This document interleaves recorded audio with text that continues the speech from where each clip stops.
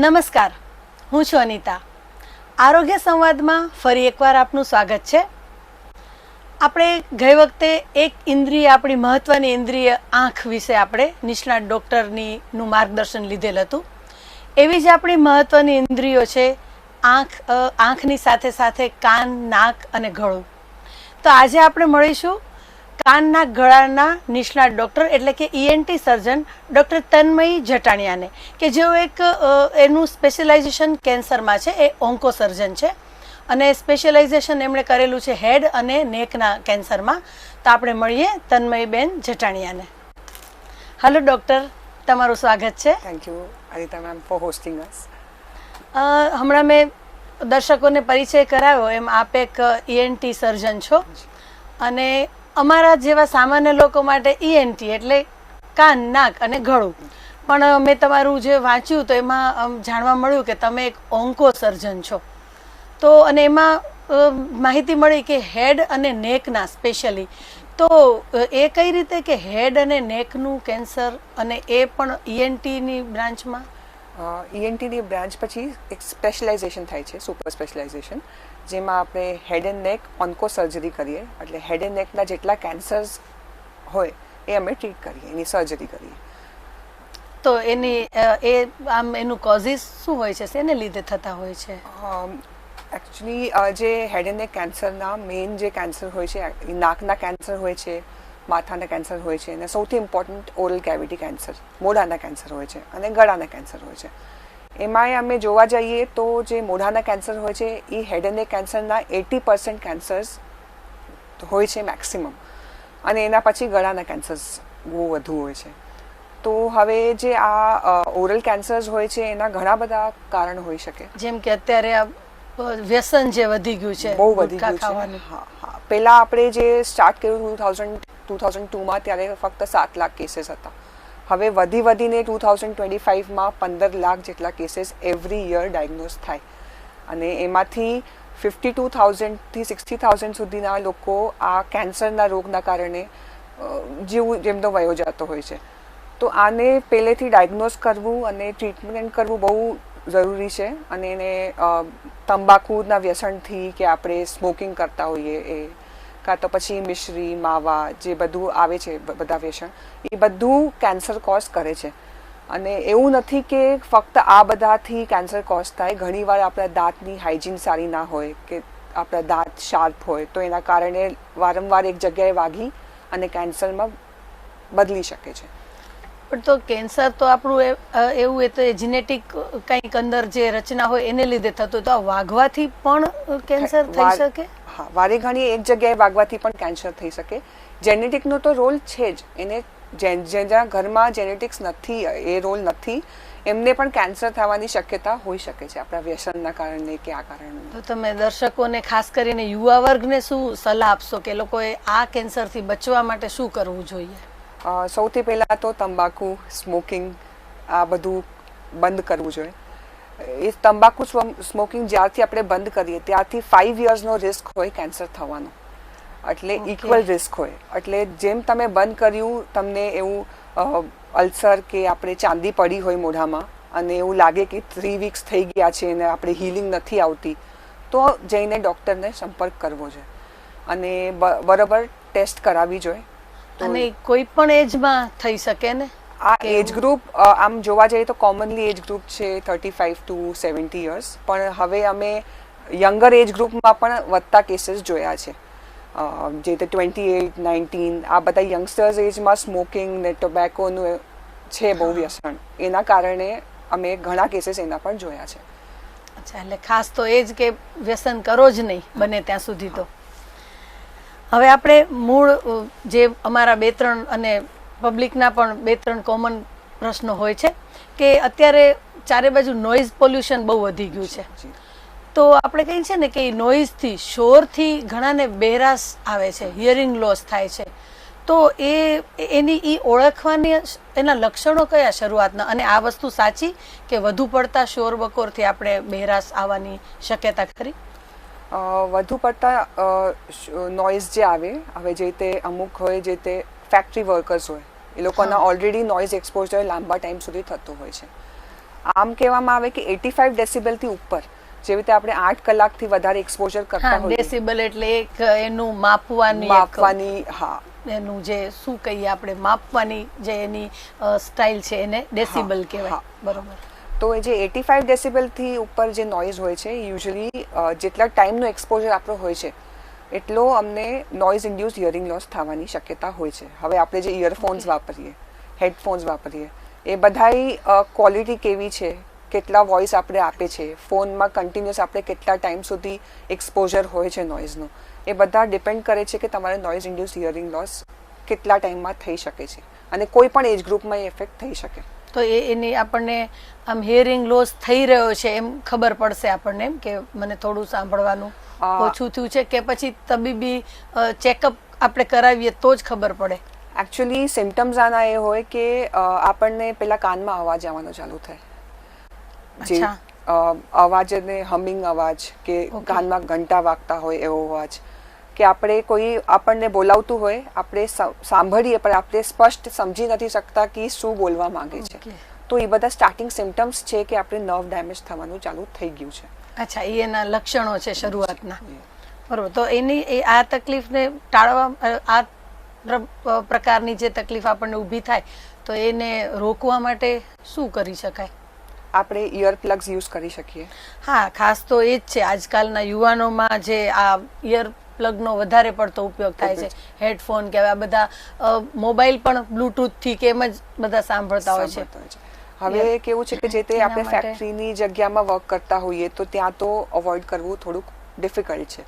તો એની માટે આપણે ઇયર પ્લગ્સ એટલે કાનના એવા મશીન આવે છે જે આપણે નોઇઝ કેન્સલ કરી શકે એવું આપણે યુઝ કરી શકીએ.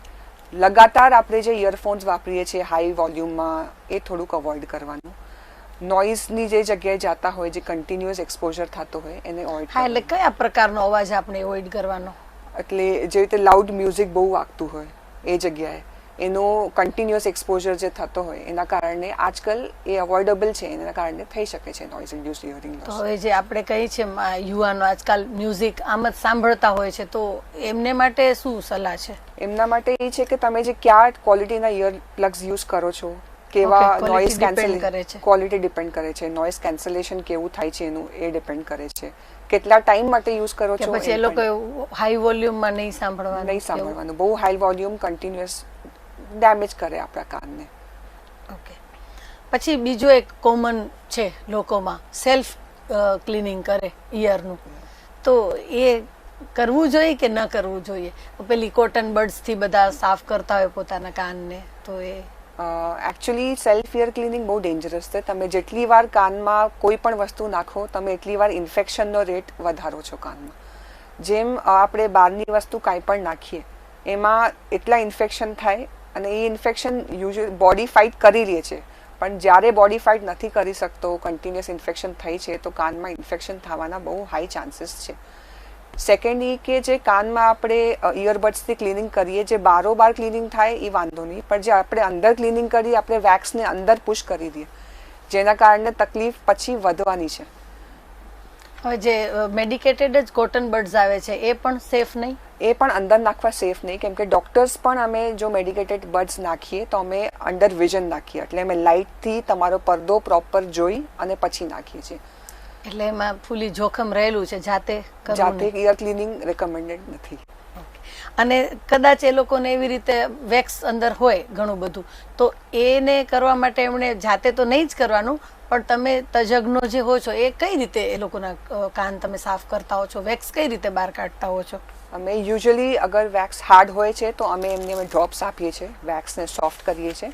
એના પછી એમને ઘણી બધી પ્રોસેસ હોય છે, કાં સિરિન્જિંગ કરીએ, કાનમાં પાણી નાખીને સાફ કરીએ, કાં સક્શનિંગ કરીએ, કાનમાં હવાથી કાન સાફ કરીએ, કાં અમે અમારા જે સ્ટરલાઇઝ બડ્સ હોય છે, જે રૂ અમે ઓલરેડી ઓટોક્લેવ કરેલો હોય છે, સ્ટરલાઇઝડ હોય છે, એનાથી કાન સાફ વિઝનના અંદર જોઈને, લાઇટના અંદર જોઈને અમે કાન સાફ કરી આપીએ છીએ. પણ એમની કાન સાફ કરાવવાની જરૂરિયાત ઊભી થઈ છે એ કેમ ખબર પડે?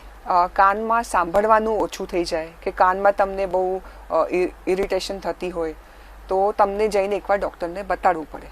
એ તમને જોઈ આપશે. જો થોડો વેક્સ હશે તો વાંધો ના આવે, કેમ કે થોડો વેક્સ આપણા કાન માટે સારો, પણ જો બહુ વધુ વેક્સ હશે કે આખું કાન ભરાઈ ગયું હશે તો સ્વતઃ ડૉક્ટર તમને સારું એટલે કઈ રીતે પ્રોટેક્ટ કરે છે? એ ઇયર વેક્સ તમારા ઇન્ફેક્શનથી પ્રોટેક્ટ કરે.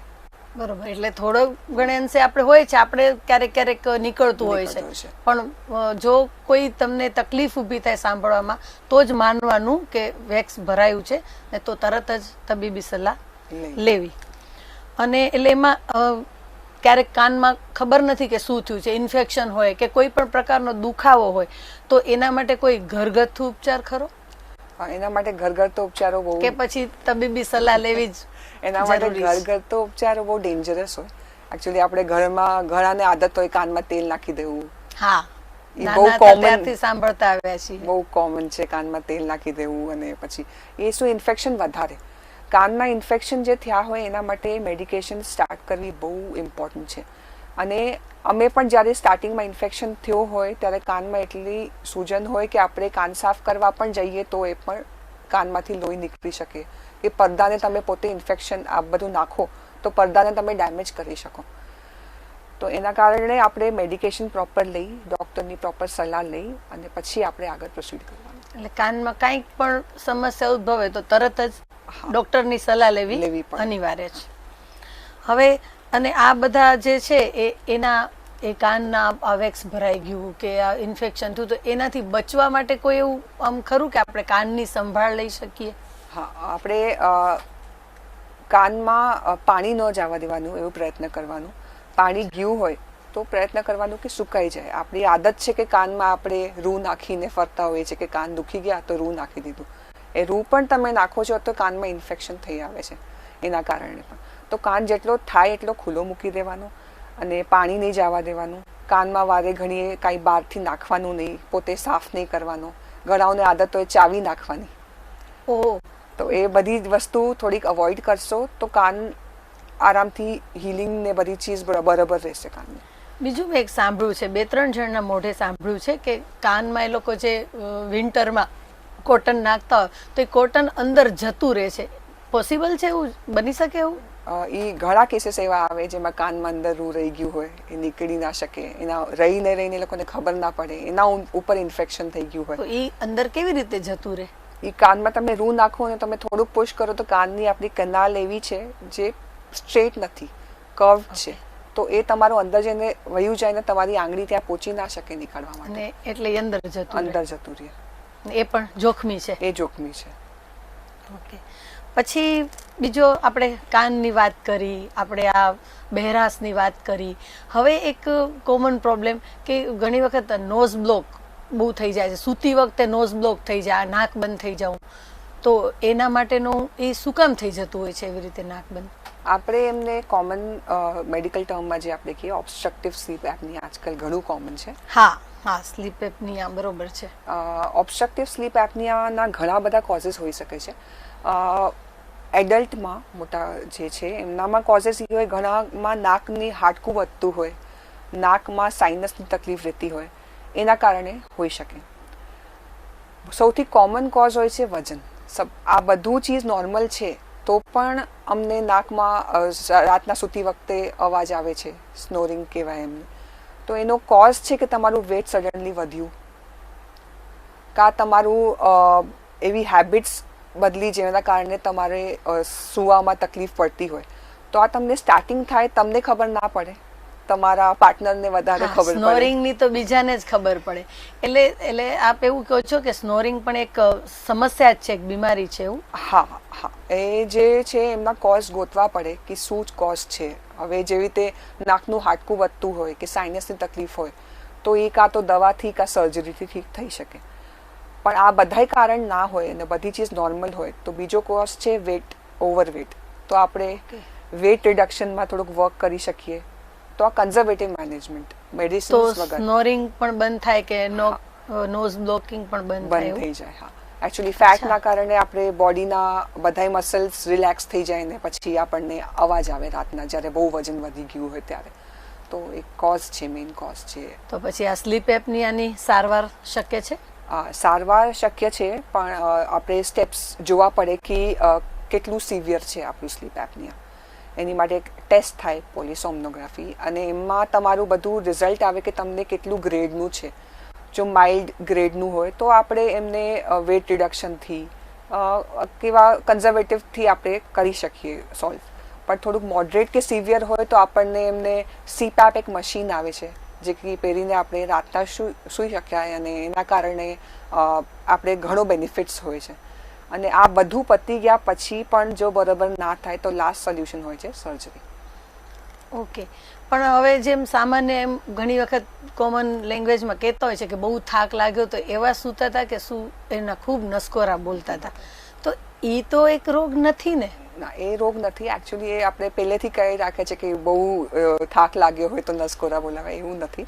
કોમનલી ઓકેઝનલ થતું હોય તો કાંઈ પ્રોબ્લેમ નથી, પણ કન્ટિન્યુઅસ તમને આ થતું હોય ને 10 સેકન્ડ સુધી તમારો શ્વાસ રાતના રોકાઈ જતો હોય, ઘણીવાર તમે ગભરાઈને ઉઠી જાઓ, ઘણીવાર પસીના પસીના થઈ જાઓ, ઘણીવાર તમે સવારે ઉઠીને પણ થાક લાગે, તો એ નોર્મલ નથી.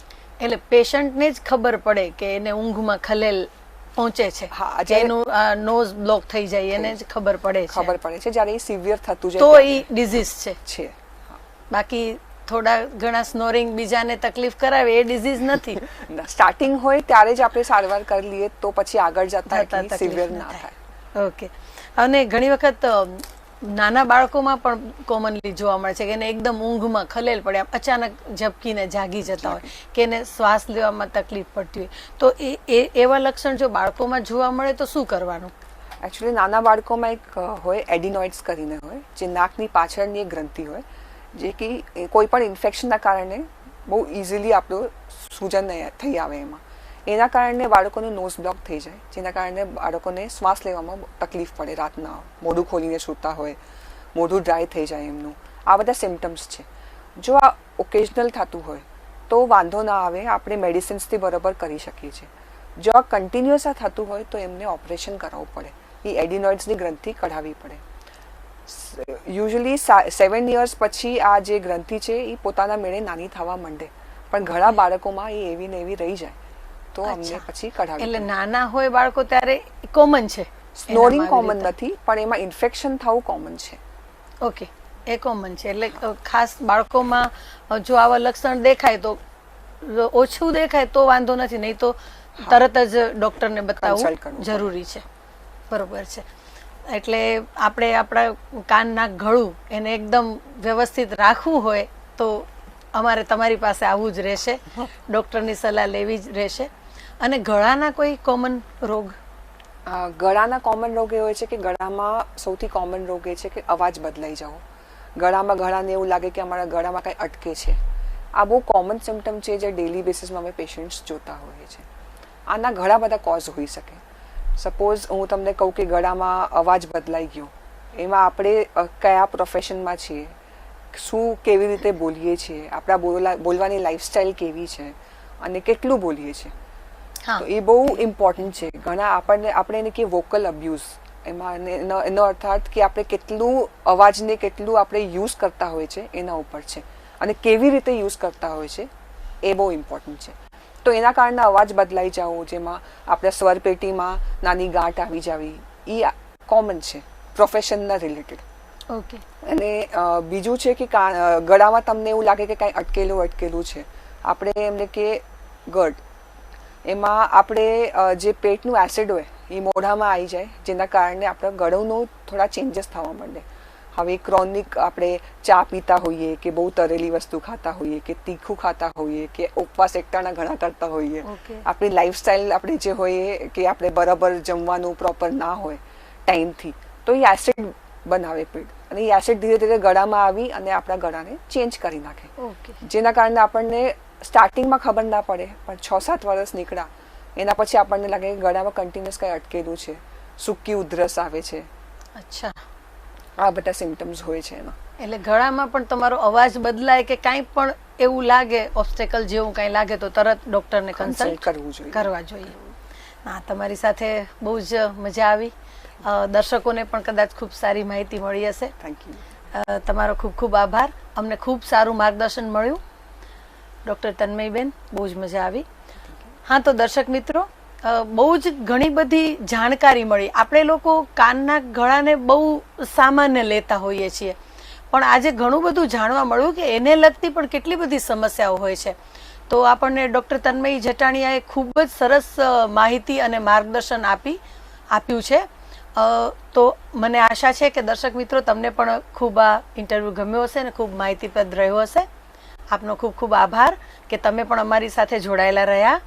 અને ફરી પણ આપણે નવા એપિસોડમાં નવા ડૉક્ટર સાથે કોઈક નવી સમસ્યા એમની પાસેથી એમનું માર્ગદર્શન લેશું અને મળીશું. તો ત્યાં સુધી રજા આપશો. નમસ્કાર.